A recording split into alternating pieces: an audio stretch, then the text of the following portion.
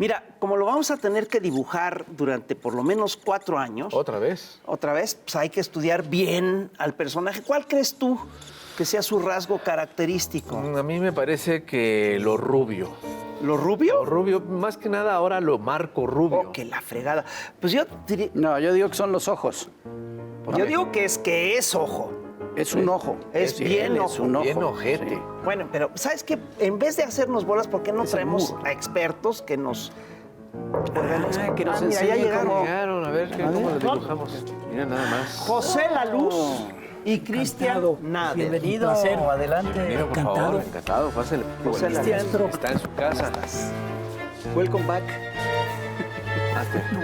Pásale. Adelante. Adelante. Muchas gracias. Venga, para acá. Bienvenidos al Averno ambos dos. Sí, la verdad es un lujo tener a dos analistas de este nivel. Cristian Nader, analista que sabe de cuestiones internacionales. sabe. José La Luz, Sí. organizador sindical en Estados Unidos, ¿no? Y eres parte del equipo de Bernie Sanders, ¿no? Híjoles, Pues ahí nomás. ahí humildemente. Algunas cosas nos vas a poder contar acerca del reciente proceso electoral en Estados Unidos. Así esperamos, Sí, definitivamente. claro. Organizador sindical desde hace 50 años, ¿no? Así es. Pero, a ver, de veras, cuéntanos de primera mano, ¿cómo ves tú el proceso electoral de Estados Unidos? ¿Cómo ¿Qué lo pasó? viste? ¿Por qué perdió de esta manera el Partido Demócrata? Hay que comenzar por señalar que el factor determinante, indiscutiblemente, es la influencia del dinero, de los recaudos en la política electoral estadounidense. En esta elección, el total de recaudos ascendió a 16 billones de dólares. 16,000 millones. En lo que en México sería 16,000 millones de dólares. Y estamos hablando obviamente de ambos partidos, ambos candidatos, y la totalidad de los candidatos y candidatas a diputados, al Senado. Es decir, es una inversión cuantiosa y fundamentalmente quienes definen las características principales pues son los multimillonarios, ¿no? Para ilustrar eso, baste con señalar que el magnate Elon Musk invirtió de su propio dinero 148 millones de dólares con la finalidad de apoyar la candidatura de Donald Trump exclusivamente, para lo cual pues obviamente sabemos que será recompensado con una cartera en su gobierno, ¿no? Pues sí. Es decir, que como señala el senador Sanders, con el quien hemos estado colaborando ya por muchos años y formamos parte de su equipo nacional de portavoces en su campaña, en la campaña del 2020, pues la influencia de estas sumas de dinero, pues, estamos hablando de comprar las elecciones. Ya es eso, es comprar, la presidencia del país más poderoso del planeta. Precisamente, ¿verdad? Y Carlos entonces, Monsiváis decía que si el dinero define quién va, las elecciones, define el triunfador, el dinero es el que va a gobernar. el dinero es el que va a gobernar. Y a eso se refiere el senador Sanders en su ensayo que acaba de ser publicado por el Boston Globe, donde él señala lo que aquí ocurrió claramente es que el Partido Demócrata, que es el partido que se ha identificado con la clase trabajadora históricamente desde la campaña del presidente Franklin Delano Roosevelt, de la coalición del Nuevo Trato en el 1936, pues no es el mismo partido, es el partido que acaba de darle la espalda a la clase trabajadora estadounidense. Y para estar claros, cuando hablamos de la clase trabajadora estadounidense, estamos hablando de una clase trabajadora multirracial y multinacional, para estar claros. Es decir, no estamos hablando de gente de ascendencia europea exclusivamente, Sí, no, claro. estamos hablando de la gente nuestra, ¿verdad? Estamos hablando de los afro-norteamericanos, estamos hablando de los asiáticos, en fin, estamos De hablando... los puertorriqueños, de los mexicanos, de los latinos. De todos nosotros. Entonces, pues, ¿cómo reaccionó la clase trabajadora a la prédica principal del Partido Demócrata? Pues, aquí anda un politólogo de origen argentino, Steven Levinsky, que planteó en un ensayo reciente, en una entrevista en Nueva Sociedad, pues que la gente no entendió el tema de la democracia, que se trataba de defender la democracia, ¿verdad? Pero para el trabajador y la trabajadora, para el emigrante, ¿de qué democracia estamos hablando? Si la desigualdad continúa creciendo, ¿verdad? Los salarios, pues, no aumentan, pero los millonarios son cada día más ricos. Claro. Y más poderosos. Y más poderosos, obviamente. Y definen más elecciones. ¿Sí? Los sindicatos se ven amenazados constantemente y entonces, pues, la gente de los grupos nacionales minoritarios como nosotros, pues nos vemos enfrascados en luchas importantes para defender nuestros derechos democráticos, para enfrentar el racismo, la xenofobia, ¿no? Para hacer valer nuestra presencia al interior del movimiento sindical, porque todavía hay luchas, ¿no?, por la representación, en algunos casos, para hablar de sindicatos donde hay una gran presencia de gente de ascendencia latinoamericana o antillana, pues ya somos muchos los que, o muchas, los que ocupamos puestos de dirección. Pero en otros sindicatos, los sindicatos de oficio, pues continúan siendo los hijos de los inmigrantes europeos, los que dictan la pauta, los que hacen la política. O sea que son luchas en diferentes esferas a muchos niveles.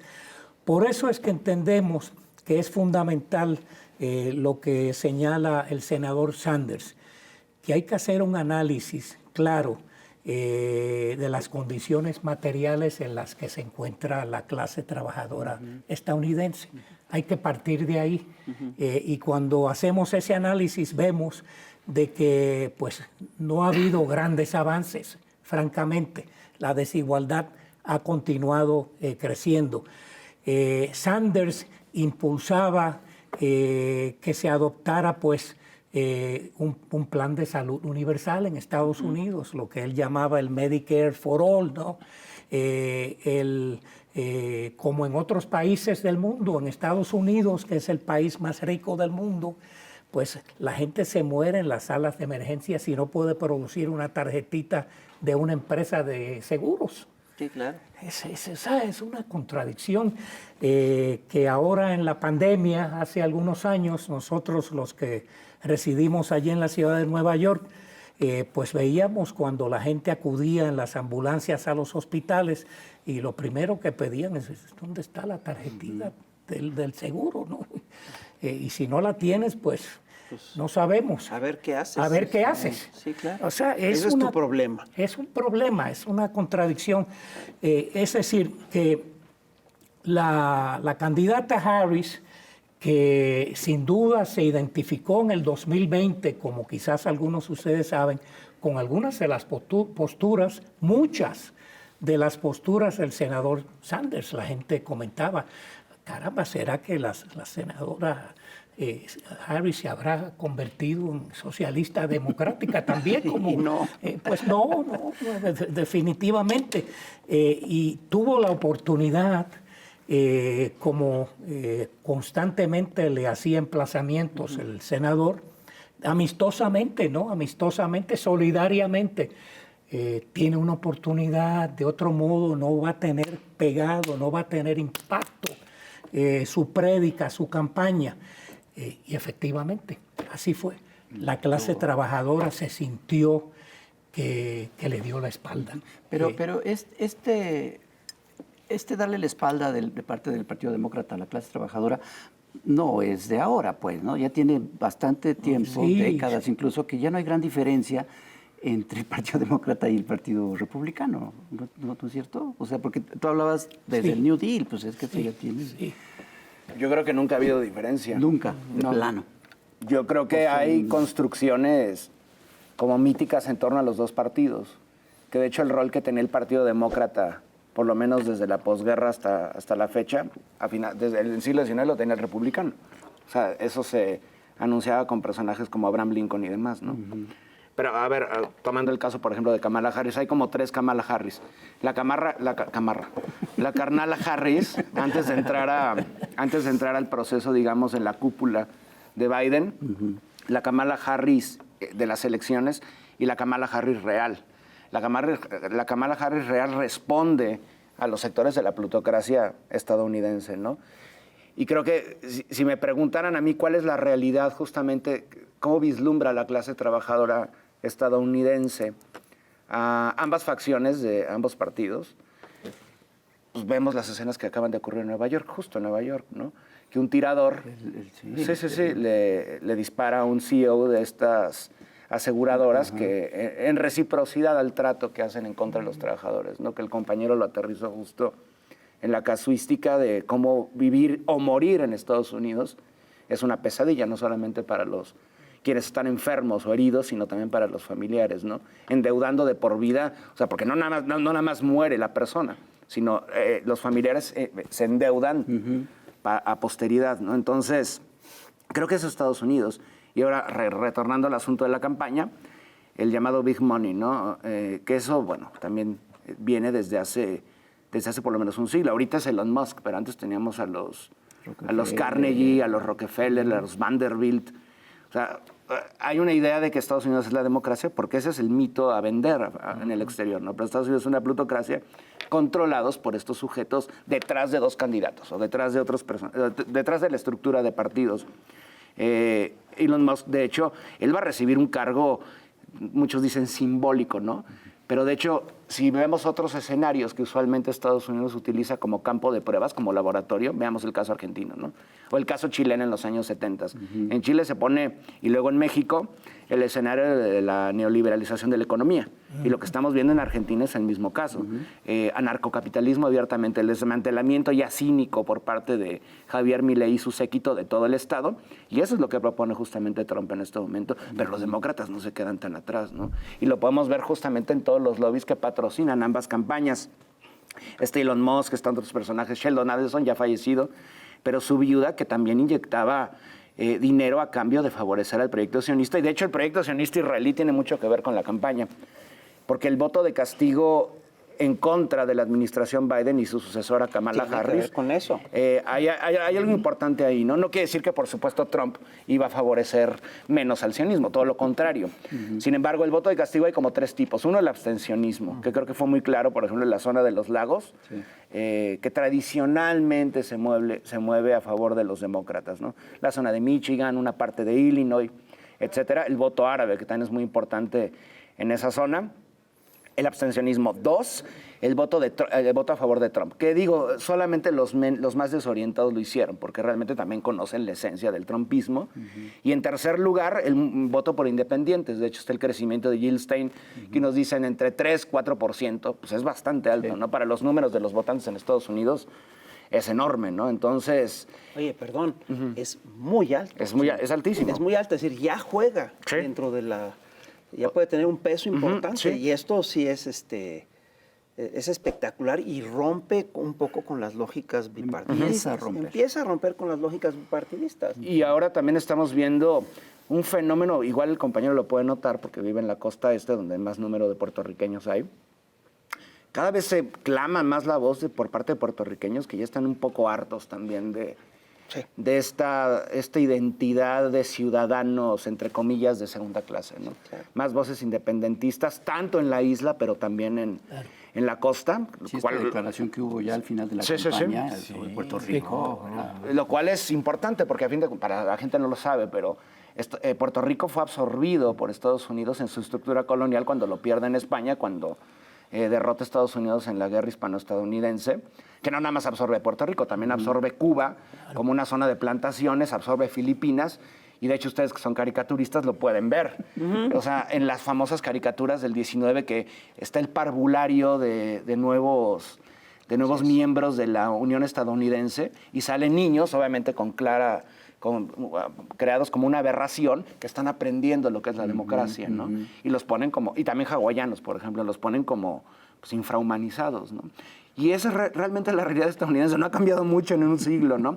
Claro, se ha sofisticado también la manera en que se presenta se ha vuelto más hipócrita, ¿no? Sí, También. Exacto. más hipócrita, por un lado, el caso de los demócratas, pero más cínico en el caso de Trump, ¿no? Pues yo sí creo que lo que ha ocurrido es que la narrativa se ha afilado. No estoy diciendo que se afine, que se ha afilado. Es una narrativa muy quirúrgica, muy precisa y va dirigida a sectores muy específicos de la población. Perdón. No, es cierto.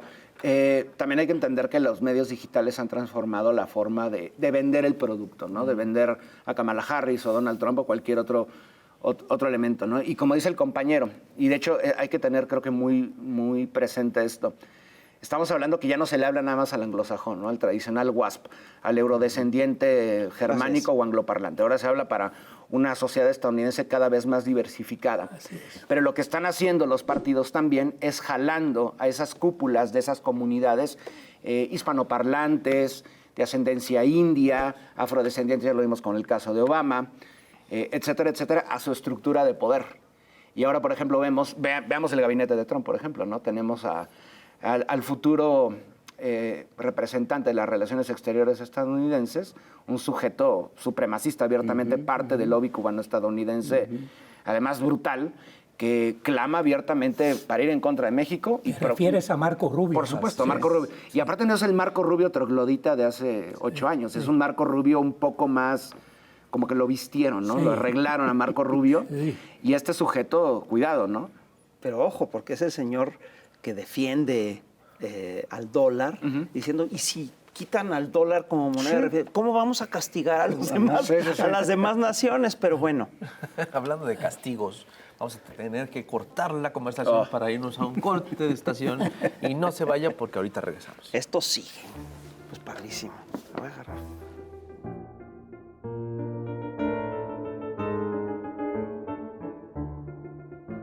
Y seguimos platicando aquí en el Chamuco TV. Estamos con Cristian Nader y José Laluz y estábamos hablando, bueno, Cristian tomó el tema del voto latino, la fuerza que tuvo la narrativa en los mexicanos, en los latinoamericanos, en los boricuas.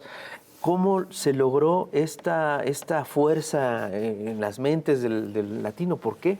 A favor de Trump. A favor de Trump. A favor de Trump. Pues yo quería comentar que yo suelo... cuando visito diferentes países y voy en un auto, en un coche, tener conversaciones con los choferes para ver en qué onda anda la gente, ¿verdad? Y entonces acá una señora me comenta a mi afirmación de que tenía el sentido de que las cosas habían cambiado aquí para lo mejor, se sentía la mejora, ¿verdad? Llevo muchos años viniendo aquí y entonces me dice, bueno, pues sí y no, porque pues fíjese, yo tengo 2 carreras, ¿verdad? Para poder vivir. Los salarios no están aumentando como me parece debieran aumentar a pesar de las promesas. Le digo, bueno, pero pienso que lo importante sería que vayan aumentando paulatinamente, que haya un compromiso. Y a propósito de eso, oiga, ¿cómo ve usted el asunto? Le pregunto, ¿usted tiene familia allá en Estados Unidos? Le pregunto y me dice, pues sí, tengo familia en Califa, tengo familia en Carolina del Norte, tengo familia en Michigan. ¿En qué otros estados quiere que le diga que tenga familia? Bueno, ya. ¿De qué se enteró usted? Le pregunto así, ¿verdad? ¿Qué le comentaban a usted sobre las elecciones?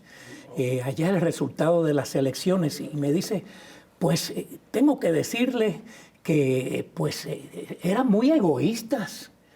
Porque me decían, hay que votar por Trump, porque pues él les ofrece a los emigrantes cosas que no nos ofrecen a nosotros, que llevamos más años que ellos. Y yo le digo, ¿a qué migrantes pues, se refiere? ¿A los venezolanos, a los colombianos, a los centroamericanos que acaban de llegar más recientemente? Y entonces me dice, pues le voy a explicar. Mis familiares decían, pues si se planteara que a nosotros también nos dan los beneficios que le otorgan a esos emigrantes que acaban de llegar, pues, pero no. Lo que me comentaban es que le estaban dando un trato preferencial a los recién llegados. Entonces, a mí lo que me recuerda es el manejo, el discurso histórico de la clase dominante con los inmigrantes. Claro.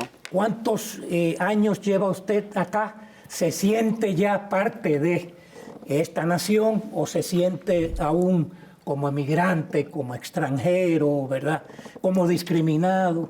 Y entonces le comento, ¿y usted piensa que eso pues es algo que se manifieste aquí también? Porque aquí han estado llegando muchos emigrantes de todos esos países. Y me dice, le tengo que comentar que sí. Aquí en México yo he sentido algo de eso.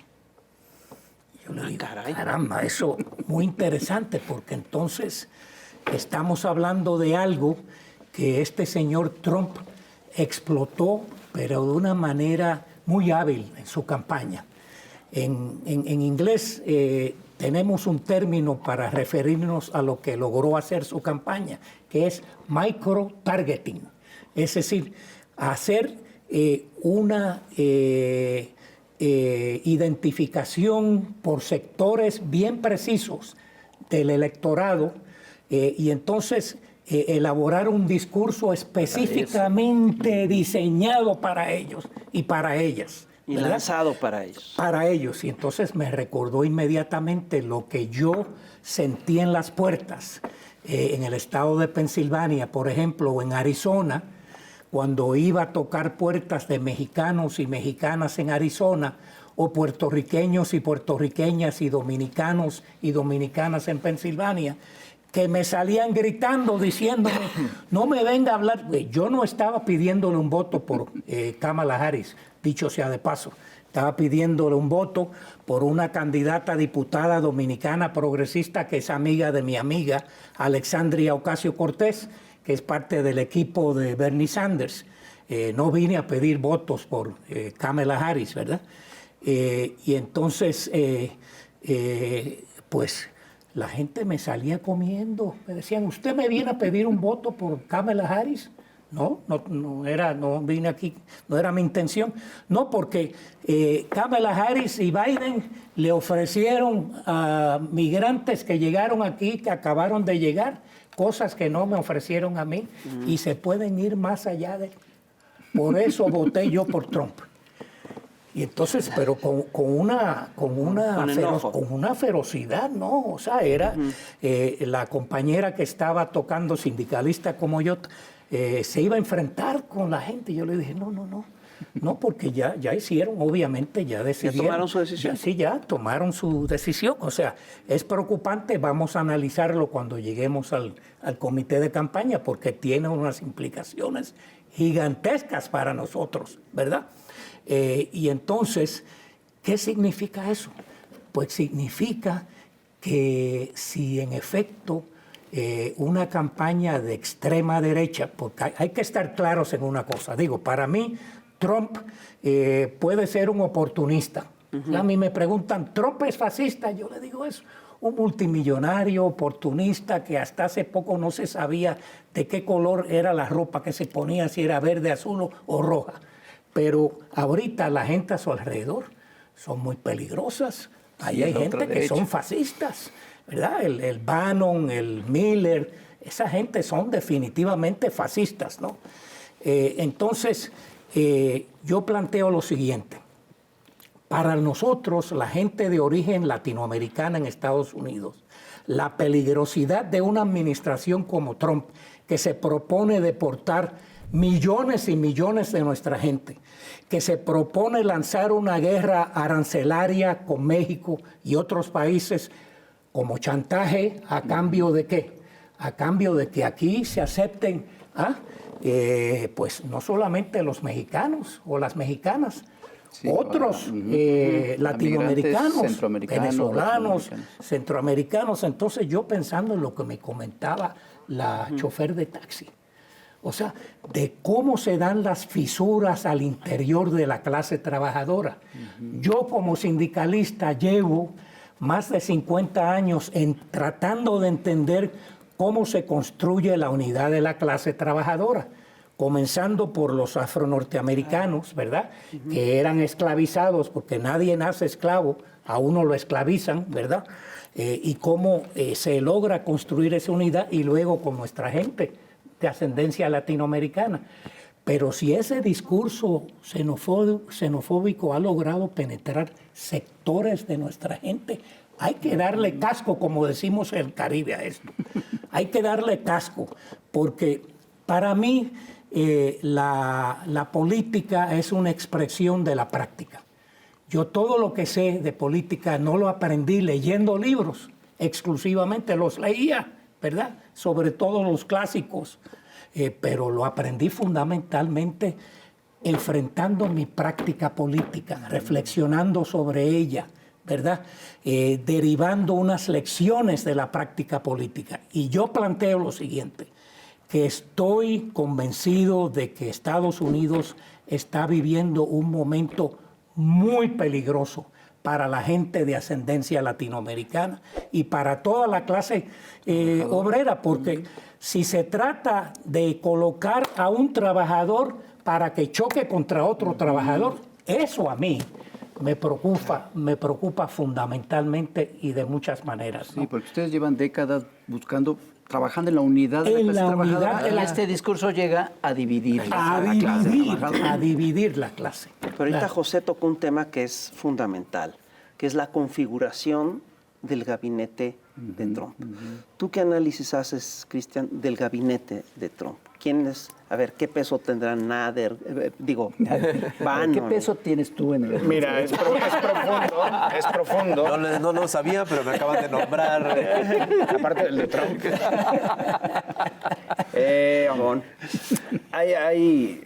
El compañero da unas claves importantes. Históricamente, hasta comienzos del siglo XX, solo hay un momento en que los hispanoparlantes son funcionales al Estado gringo, más allá de la mano de obra que siempre han utilizado, ¿no? Cuando viene la invasión estadounidense a México, parte de la élite colonial mexicana sí se perdura en Estados Unidos, por ejemplo, personajes como Pío Pico y demás en toda la costa oeste estadounidense y también en la frontera sur. Ese es el único momento. Además de eso, a partir de ese momento, son los mexicanos. O sea, los mexicanos y no hay más. Se empiezan a desarrollar una serie de caricaturas y así va a durar hasta los años 50. En los años 50 ocurre un momento clave. Porque tradicionalmente lo que hace Estados Unidos en América Latina es adiestrar a las élites para subordinar obviamente a las masas y a través de un ejército, que eso es digamos, la síntesis del Plan Cóndor. Pero con el triunfo de la Revolución Cubana, el modelo se empieza a tornar distinto, porque lo que Estados Unidos necesita también es, dentro del suelo estadounidense, tener a ciertas élites de minorías hasta ese momento para controlar a esos grupos que existen en Estados Unidos. Con los cubanos es muy evidente, ¿no? Lo que ocurre en el caso de Miami, y así llegamos a personajes como Marcus Blunt, alias Marco Rubio. Y el fenómeno mexicano también es muy parecido. Digo, no es nada extraño. Tenemos el caso de los afrodescendientes, tenemos el caso de Barack Hussein Obama. O sea, Barack Hussein Obama es un genocida, es un asesino de masas. ¿Cómo acaba imitando la tendencia de todos los presidentes estadounidenses desde finales del siglo XVIII? Un personaje que históricamente ha sido la comunidad otrora esclavizada, luego explotada y tradicionalmente segregada, pues porque son funcionales a la misma estructura de poder, ¿no? Tenemos el caso de Obama y creo que podemos encontrarlo. Premio Nobel de la Paz, nunca hay que omitirlo. Sí, por supuesto. Bueno, recordemos también que Adolf Hitler fue nominado al Premio Nobel de la Paz, ¿no? Y que Kissinger. ¿Y quién era Alfred Nobel, además? Claro, Por ejemplo, un traficante de armas, además. Entonces, lo que ocurre en este momento en el gabinete de Trump se va diversificando en la medida de lo posible, ¿no? Tenemos representantes de la comunidad indodescendiente, también coreanos, que también hay que entender que son coreanos o indodescendientes vinculados a los sectores de las extremas derechas de esas naciones, ¿no? En India tenemos un Narendra Modi que a pesar de ser de los BRICS, es un fascista, abiertamente fascista, islamófobo y demás.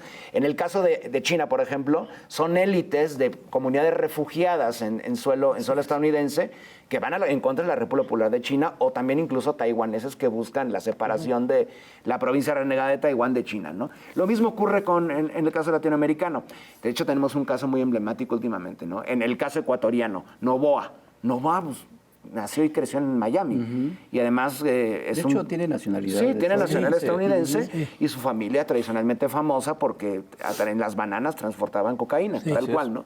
Y esa es parte de la élite que ha arropado a Estados Unidos hacia el exterior, pero también hacia el interior. Y así tenemos un personaje como Marco Rubio, y que ahora forma parte del gabinete, que de hecho en el Partido Republicano es la figura más reconocida del Partido Republicano. Atentos para los siguientes 4 años, porque ese sujeto lo podrían vender como la esperanza latina ya vinculada al Partido Republicano, ¿no? Y en el Partido Demócrata tenemos los mismos elementos. De hecho es interesante, si ustedes ven a los voceros de la Casa Blanca, rara vez va a salir un anglosajón. Van a colocar un afrodescendiente, un indodescendiente, un latino, y ahí se puede ver cómo incluso cuando anuncian la destrucción de naciones como Palestina, no lo hacen ya los anglosajones, lo hacen directamente las minorías, que se han sometido a eso, ¿no? Y mientras tanto, ¿qué ocurre con los grupos minoritarios? La gran totalidad viven cada vez condiciones más marginales, pero que no se diferencian mucho de lo que ocurre con los grupos tradicionales de clase trabajadora en Virginia Occidental o en el cinturón bíblico, en el Rust Belt. Siguen siendo las mismas condiciones, pero ¿qué es mejor para los estadounidenses? ¿Una lucha de clases o contradicciones raciales racistas que desemboquen en un enfrentamiento directo en las calles? Por supuesto, lo segundo, ¿no? Claro. Además, más redituable, ¿no? Para mí, ¿qué es lo fundamental en este momento? Y creo que lo dije la anterior vez que me invitaron, que Estados Unidos está transformando y la siguiente elección puede ser la última de Estados Unidos como lo conocemos. Sí, claro. Y que la verdadera política en Estados Unidos no la hacen obviamente los lobbies y las grandes plutocracias, no, la hacen en las calles. Como dice el compañero, pues sí, los sindicalistas, cada vez los sindicalistas se van a ir y los grupos de presión se van a ir alejando cada vez más de los candidatos y pues, los cambios se van a dar como siempre se han dado. ¿Dónde? Pues en las calles, a fin de cuentas. Pero ¿en cuánto tiempo va a suceder eso? Ya échale a 2030. O sea, yo creo que hay un... ¿Tú sientes que se va a acelerar el proceso? No, pues sí, lo estamos viendo. Yo creo que ya Estados Unidos está en una fase de decrepitud muy peligrosa, tanto en el exterior es muy evidente, ¿no? Sí, claro. Y en el interior también. O sea, las condiciones de vida de la población lo podemos ver en los centros urbanos. Y ese es el primer mundo. Sí.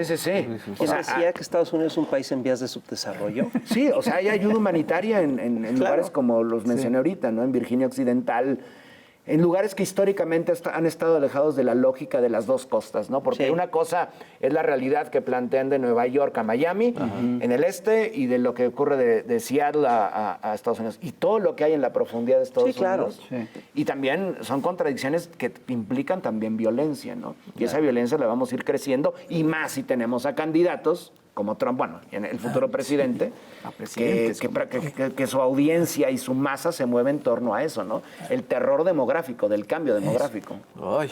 Sí. De ahí la preocupación, ¿verdad?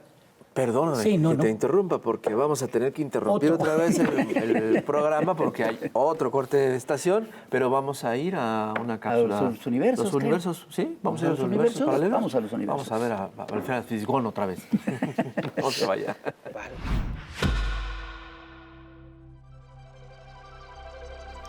Hoy, en Universos Paralelos, escucharemos en exclusiva el discurso de Donald Trump a los mexicanos. My fellow Americans, Mexicans, voy a hablar en español para que me entiendan. Les quiero dar la bienvenida a que tengan el honor de la realización de un viejo sueño de los neoliberales mexicanos, que México sea el estado número 52 de la Unión Americana. Para celebrar la ocasión, les voy a dar la bienvenida a ritmo de rap.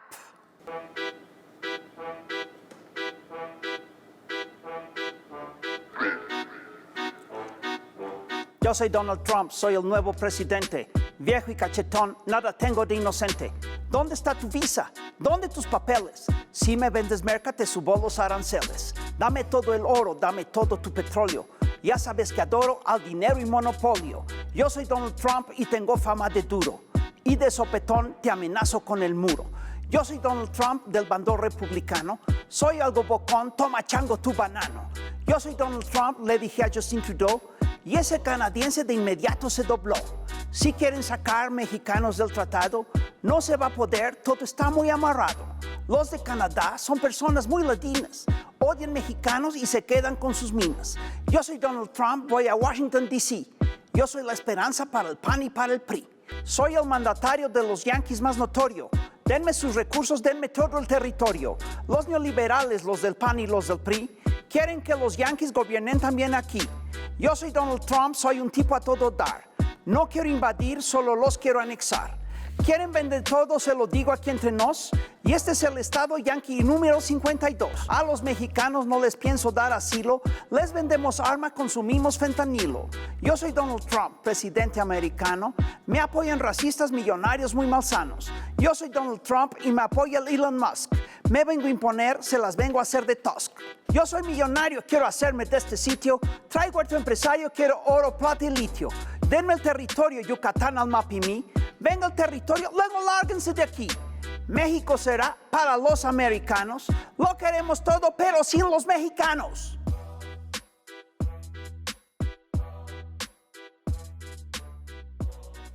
Luego te hablo. Pues seguimos aquí en Chamuco TV, estamos platicando con Cristian Nader y con mi tocayo José La Luz. Tocayo, hace rato te interrumpió Rapé, muy grosero. No, es que por todo lo que estamos platicando, el escenario no es muy agradable, pero pues, yo sí quisiera saber qué esperanza puede haber, si hay una esperanza, por ejemplo, dentro del mismo Partido Demócrata, yo lo veo difícil, pero si la hay, o es fuera, o es en las calles, o es en la sociedad, que yo siempre he pensado que es en donde se dan los cambios y donde se da la esperanza es con la gente. ¿Tú cómo lo ves? Tú que estás trabajando de lleno y tienes todo ese contacto ahí en Estados Unidos. Claro, siempre es en la calle, ¿no? Para estar claros, ¿no? Pero Pues sí. Para muchos y muchas de nosotros, nosotras los que somos gente que tenemos una trayectoria de mucho tiempo, organizando políticamente en Estados Unidos, tenemos una afinidad con el senador Sanders porque expresa nuestra visión, nuestra perspectiva política. Por eso accedimos a conformar parte de su equipo de portavoces en el 2020. Y con él hemos estado teniendo unas conversaciones muy intensas a raíz del resultado de estas elecciones. La diputada Ocasio-Cortez, que tiene mucho deseo de conocer acá en México a la presidenta, a la gente acá de signo progresista, ¿no? Gente como nosotros, porque la preocupación es la siguiente: si se acentúa esto que estábamos señalando del enfrentamiento entre sectores de la misma clase trabajadora, en un ambiente donde tenemos un sector claramente paramilitar, que tiene una presencia considerable al interior de la coalición política de Trump, que participó en el asalto y la toma del Capitolio. Esa gente son gente de cuidado, ¿no? Ojo, sí, claro. Hay que estar bien claro en esto, ¿no? Y son gente que, como afirmaba Cristian, eso no aparecieron los otros días, llevan décadas organizando y operando, ¿no? Son la gente pues que uno cuando ve la masacre que ocurrió ahí en El Paso, hace apenas, ¿cuánto fue? Hace 2 años y medio o algo así, pues son los que asesinan a nuestra gente a mansalva. En Nueva York, en todos, eso se puede acentuar, se puede tornar la situación mucho más peligrosa en un ambiente donde se le dé licencia claramente a estos grupos para pues colocar un blanco en las espaldas de gente que pues ahora van a ser deportados. Es como decirse, si van a ser deportados no son seres humanos, que de eso se trata, de deshumanizar, pues ¿por qué no pegarle un tiro, verdad? Como ya ocurrió allí en El Paso. Como se dice, ningún ser humano es ilegal. Sí, sí. Es decir, esto se va a tornar mucho más cruento, mucho más difícil y va a requerir un alto grado de sofisticación para quienes llevamos muchísimos años trabajando en lo que yo señalaba, la construcción de la unidad de la clase trabajadora multirracial en Estados Unidos. Porque no hay cambio dramático, no hay cambio estructural, no hay un cambio fundamental si no se construye esa unidad. Y esa unidad es difícil por mucho de lo que señalaba el compañero Cristian.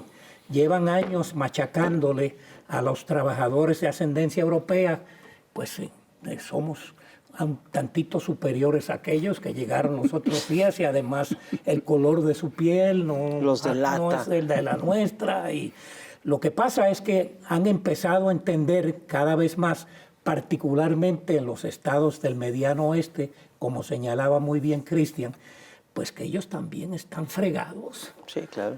Claramente, ¿verdad? O sea, su condición material no ha estado mejorando en estas últimas décadas.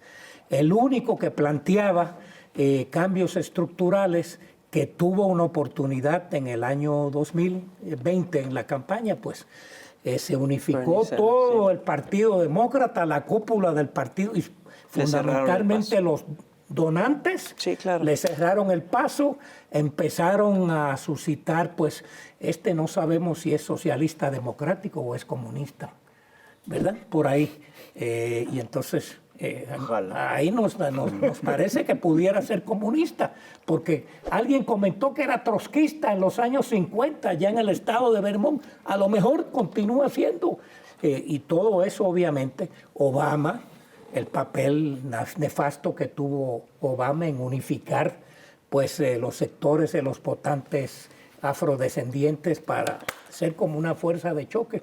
Y se empezó a ensayar con el votante latinoamericano. Se empezó microtargeting que yo señalaba. Es decir, que esto cada día se va a poner mucho más difícil. Yo estoy convencido de que hay posibilidades de construir una nueva coalición amplia, que va a ser muy difícil y muy trabajosa porque hay que tocar muchas puertas, hay que tomar muchas calles. Ya hemos estado experimentando con las movilizaciones para denunciar el genocidio en Palestina, que para nosotros es fundamental. Que el 80% de los votantes de la base del Partido Demócrata repudia la posición de las élites del partido. Y esto no se refleja en las posturas. Sanders tuvo, que nos consta porque supimos, porque lo discutimos con él, una reunión con la Harris y le dijo, oiga, si pierde el estado de Michigan nada más ahí con el voto árabe, ahí se fue a pique. Con eso nada más se fue a pique, pero si eso se extiende con el voto no comprometido, que era como se calificaba, en otros estados donde hay una cantidad apreciable de votantes árabes, pues ahí se hundió su campaña. Usted tiene que decir algo más, que es que yo estoy contemplando la posibilidad. No, como dicen ustedes aquí, no mames, o sea, aquí claramente hay que tomar una posición. ¿Hay genocidio? ¿No hay genocidio? ¿Quiénes son las víctimas? ¿Verdad? Y no lo hizo. Y entonces se ha pagado un precio. Todo esto tiene que ser parte del debate, pero cuando Alexandria Ocasio-Cortez o Rashida Tlaib, que es la única palestina que hay en la Cámara de Diputados, plantean que esto tiene que ser parte de la plataforma, salen voces liberales que dicen, no estamos seguros porque los que nos donan Sí, claro. no sabemos si entonces van a apoyarnos. O sea, de eso estamos... No le muevas mejor. Sí, sí. No, además, es decir, el tema es si los votos son los que definen la elección, pero quien define los votos es el dinero. Claro, hay un problema. Sí, y eso tiene que cambiar para... Porque nos decían, pero si el voto judío es apenas 1.5% de los votantes del Partido Demócrata, pero no es el voto judío de lo que estamos hablando. Estamos hablando de la gran influencia que tienen en los medios y las plataformas. Del lobby judío. Estamos hablando de otra cosa. Estamos hablando de lo que descubrió Hannah Arendt cuando fue al enjuiciamiento del asesino de los campos de concentración nazi. ¿Cómo se llamaba? El que capturaron allá en Argentina. Que ya ahorita Mengele. se me... No, Mengele. No fue Mengele. El otro, el que fue el arquitecto de la matanza masiva. Sí, fue el que Hitler, y se me escapa ahorita, Hannah Arendt decía cuando fue a presenciar el juicio allí en Jerusalén, decía, esto como que me luce que se está desarrollando una narrativa con otros fines. Pues sí. Muy interesante. Sí, y entonces cuando dijo eso, pues los judíos de izquierda dijeron, pues Hannah, ya tú no eres de nosotros, porque no nos estás apoyando. Aquí tenemos que cerrar filas todos en la construcción del Estado sionista, ¿no? Si andas cuestionando, andas en otra onda. Y tuvo que pagar un precio por eso. Ahora no es el hecho del votante judío, es el peso político financiero que Sí, claro. tienen. O sea, por eso es que la señora Harris, seguramente alguien le dijo, aunque simpatices con lo que te planteó el senador Sanders, que sabemos que tienes alguna simpatía con él, piensa bien, porque el precio puede ser que el castigo es más grande de quienes tienen la posibilidad de castigar. El Comité de Acción Política, el AIPAC, que es el del sionista al interior, logró derrotar a Jamal Bowman, el diputado de izquierda, miembro de la agrupación socialista democrática, a la diputada afro-norteamericana en Missouri, y por poco se lanzan contra Rashida Tlaib, la única palestina, ¿verdad? Es decir, que estamos hablando de gente que tiene un peso político estratégico al interior de la política de Estados Unidos, y hay que medir todo eso. ¿Cómo le entras a todo eso? No está fácil. Ahora hay que entenderlo, porque si me plantean a mí que va a haber una deportación de 7, 8, 9 millones de gente latinoamericana, la mayor parte mexicana, pero que va a incluir otros latinoamericanos, a cambio de que si no lo haces, pues aquí 25% en los aranceles, eso por ciento va a tener un costo político en Estados Unidos también. Porque económico, grandísimo, porque si fuera el aguacate nada más, pero estamos hablando de muchísimas otras cosas. En eso me parece que hay que tener un diálogo acá con ustedes, y hay que tenerlo pronto, porque tenemos que construir algo transfronterizo y tiene que ser una estrategia común, como lo veo yo del lado de allá, ¿no? Y con eso no digo más. Hablas de un cambio estructural que se tiene que dar, pero realmente en la historia de Estados Unidos ha habido un cambio estructural fuerte. No. Absolutamente ninguno. Ajá. No, Entonces, incluso ¿qué en esperanza transformación puede de haber? partidos. Exacto. O sea, si vemos antes de los republicano y el demócrata estaban los Whigs y demás partidos ya que no existen y eran exactamente lo mismo. De hecho, se puede medir las transformaciones estadounidenses no solamente en los levantamientos populares en suelo estadounidense, que son muy pocos, de hecho. O sea, realmente ha habido movimientos muy fuertes como el afrodescendiente en los años 50, 60 y demás, que luego obviamente fueron domesticados. Pero hubo uno muy importante en el 2006. Sí, Muy sí, importante. de Muy hecho, importante. desde 2003, si lo extendemos al contexto para, por ejemplo, evitar la segunda invasión y destrucción de Irak. Pero lo que hace Estados Unidos rápidamente y históricamente, no nada más Estados Unidos, en todo Occidente, es rápidamente absorber a todos los movimientos y descafeinarlos, ¿no? Y tenemos, por ejemplo, un caso muy emblemático, fuera de Estados Unidos, el caso en Sudáfrica, Nelson Mandela. Teníamos a Nelson Mandela que estuvo años en prisión, comunista, cercano a la causa palestina. Acusado de terrorista. Acusado de terrorista, cercano a Muammar Gaddafi, y de pronto llegas al poder, te descafeinan totalmente y te venden como un producto, ¿no? Creo que en el caso estadounidense se puede medir hacia el interior, pero también en el exterior. Si vemos cuál es la narrativa en torno a los objetivos antagónicos, bueno, que son antagónicos a Estados Unidos en el exterior, China, Rusia, Cuba, Venezuela, demás, en toda la, digamos, la cúpula política de ambos partidos nos encontraremos diferencias bien sutiles, Sí, claro. muy, por ejemplo, ¿cuál es la visión de Kamala Harris y de Donald Trump con respecto a Irán, a Rusia, a la República? Exactamente la misma, ¿no? Sí, claro. ¿Cuál es la visión, digamos, un poco más regional con respecto a Cuba? Diferencias un poco, tal vez importantes, con respecto, por ejemplo, Bernie Sanders optaba por llegar a un diálogo, continuar lo que ha hecho Barack Hussein Obama, ¿no? Que con respecto a Venezuela, por ejemplo, exactamente la misma, incluyendo Ocasio Cortés, incluyendo a Bernie Sanders. Bernie Sanders, en el caso de Irán, ataque preventivo en contra de la República Islámica; Ocasio Cortés, sanciones y agresiones en contra de Venezuela. Entonces, aquí estamos. ¿Cuál es el objetivo? Realmente la estructura de poder estadounidense se mantiene hacia el exterior idéntica. El imperialismo va a continuar, las transformaciones en Estados Unidos van a ocurrir tarde o temprano y no van a ser transformaciones, obviamente, sutiles, ¿no? ¿A qué me refiero con esto? Sí, como dice el compañero, sí, las cosas realmente cambian en las calles, en la fábrica, en el campo. Y esa es la verdadera política tradicional que ha llevado a movimientos revolucionarios o contrarrevolucionarios, porque también esta es opción, Sí, ¿no? es cierto. También está la opción de que las calles se recrudezcan, Claro. y lo ocurrido, por ejemplo, en el Capitolio es símbolo de eso. O sea, Sí. era un show de esperpentos de extrema derecha de toda índole.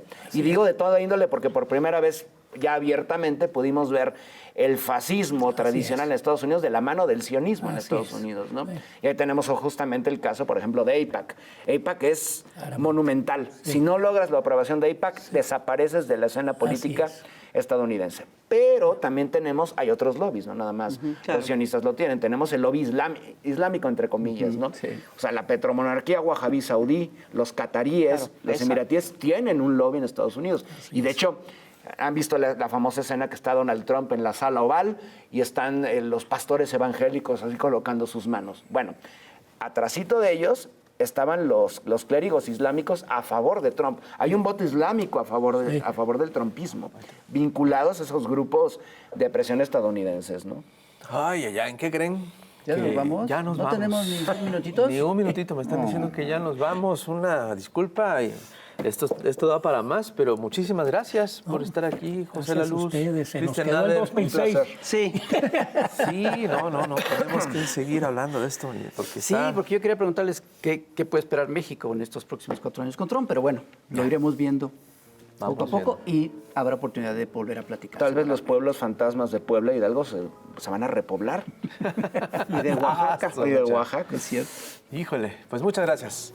Gracias a Gracias a ustedes. ustedes, sí. Señoras y señores, Tocayo, gracias, Un Cristian. placer.